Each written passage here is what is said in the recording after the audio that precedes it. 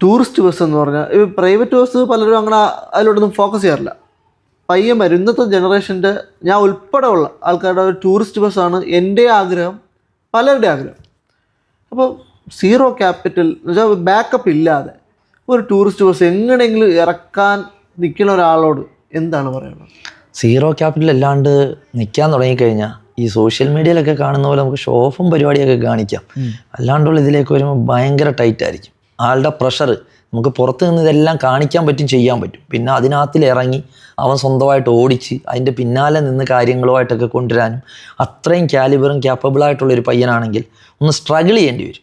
നമ്മളൊക്കെ അങ്ങനെ സ്ട്രഗിൾ ചെയ്ത് വന്നിട്ടുള്ളൂ. അല്ലാണ്ട് നമ്മളിലൊന്നും ക്യാപിറ്റലൊന്നും വെച്ചിട്ടൊന്നുമല്ല നമ്മൾ പരിപാടിയൊക്കെ തുടങ്ങിയിരിക്കുന്നത്. അത്ര വലിയതാണ് പറയുന്നത്. പക്ഷെ സ്ട്രഗിൾ ചെയ്യേണ്ടി വരും. പക്ഷേ സ്ട്രഗിൾ ചെയ്താൽ എന്തായാലും ഒരു വണ്ടിയിലൊക്കെ കയറി വരും. നല്ല രീതിയിൽ അതിലൊന്നും മെനക്കെട്ട എന്തായാലും കയറി വരാണ്ട് സാധിക്കും. പക്ഷെ ബുദ്ധിമുട്ടണം, നല്ലപോലെ കഷ്ടപ്പെടണം, എന്നാലേ നടക്കത്തുള്ളൂ. സ്വന്തമായിട്ട് മാക്സിമം എൻ്റെ രീതി പറയുകയാണെങ്കിൽ സ്വന്തമായിട്ടൊക്കെ തന്നെ ഓടിച്ചുകൊണ്ട് നടക്കണം ആദ്യമൊക്കെ. നമുക്ക് ബാക്കപ്പ് ഇല്ലാതെ പറ്റില്ല, നടക്കില്ല, എളുപ്പമല്ല. നമ്മളൊക്കെ തന്നെ ഇപ്പോഴും ഫണ്ട് പമ്പ് ചെയ്തിട്ടാണ് ഓടിക്കുന്നത് അവിടുത്തെ ബിസിനസ്.